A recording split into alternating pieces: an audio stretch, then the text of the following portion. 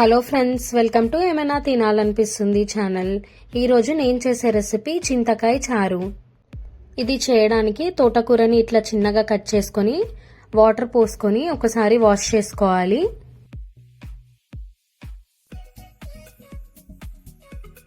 ఇట్లా వాష్ చేసుకున్న తర్వాత స్టవ్ పైన ఒక గిన్నెను పెట్టుకొని అందులోకి చింతకాయల్ని వేసుకోవాలి. ఇందులోకి వాటర్ పోసుకొని చింతకాయల్ని ఉడికించుకోవాలి.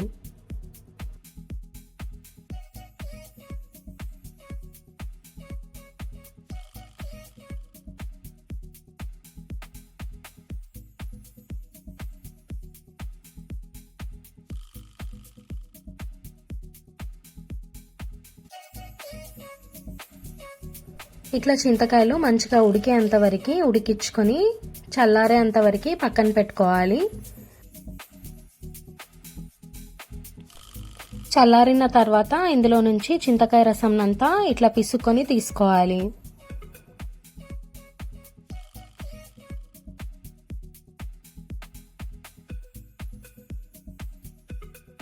చింతకాయ రసం అంతా ఒక గిన్నెలోకి తీసుకోవాలి. ఇందులోకి ఇంకా కొన్ని నీళ్లను పోసుకొని రసంని తీసుకోవాలి.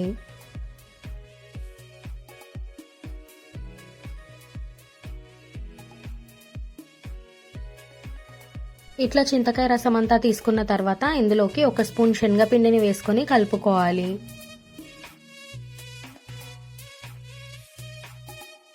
ఇట్లా ఉండలేం లేకుండా కలుపుకొని పక్కన పెట్టుకోవాలి. ఇప్పుడు స్టవ్ పైన గిన్నెను పెట్టుకొని అందులోకి ఆయిల్ వేసుకోవాలి. ఆయిల్ వేడైన తర్వాత ఆవాలు, జీలకర్ర వేసుకోవాలి. ఇవి వేగిన తర్వాత పల్లీలు వేసుకోవాలి. కట్ చేసుకొని పెట్టుకున్న పచ్చిమిర్చిని వేసుకోవాలి. కరివేపాకు వేసుకోవాలి. కొంచెం ఇంగువ వేసుకోవాలి.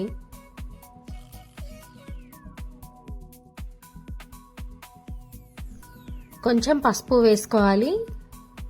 కొంచెం మెంతుల పొడిని వేసుకోవాలి. ఇప్పుడు కట్ చేసుకొని పెట్టుకున్న సొరకాయ ముక్కల్ని వేసుకోవాలి. ఒకసారి మొత్తం అంతా కలుపుకోవాలి. ఇందులోకి వాష్ చేసుకొని పెట్టుకున్న తోటకూరను వేసుకోవాలి.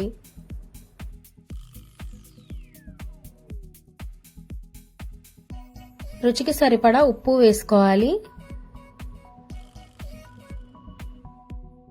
ఇందులోకి కొన్ని వాటర్ పోసుకోవాలి. ఇది తొందరగా ఉడకడానికి దీనిపైన ప్లేట్ పెట్టుకొని ఉడికించుకోవాలి. 5 to 6 minutes తర్వాత ప్లేట్ తీసి చూస్తే ఇట్లా కొంచెం ఉడుకుతుంది. మళ్ళీ ఒకసారి మొత్తం అంతా కలుపుకోవాలి.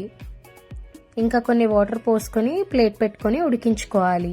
3 to 4 minutes తర్వాత ప్లేట్ తీసి చూస్తే సొరకాయ ఇంకా తోటకూర ఇట్లా మంచిగా ఉడుకుతుంది.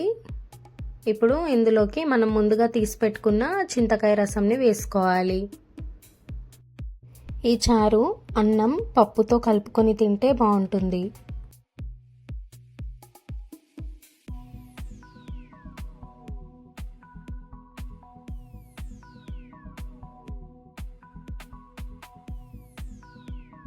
ఇట్లా ఉడుకుతున్నప్పుడు తగినంత బెల్లం వేసుకోవాలి. ఫైనల్గా కొత్తిమీర వేసుకొని సర్వ్ చేసుకుంటే చింతకాయ చారు రెడీ అయిపోతుంది. ఈ రెసిపీ మీరు కూడా ట్రై చేయండి అండ్ మీకు ఎట్లా వచ్చిందో నాకు కమెంట్ సెక్షన్లో చెప్పండి. ఈ వీడియో కనుక మీకు నచ్చితే లైక్ చేయండి, సబ్స్క్రైబ్ చేయండి అండ్ మీ ఫ్యామిలీ మెంబర్స్తో షేర్ చేయండి.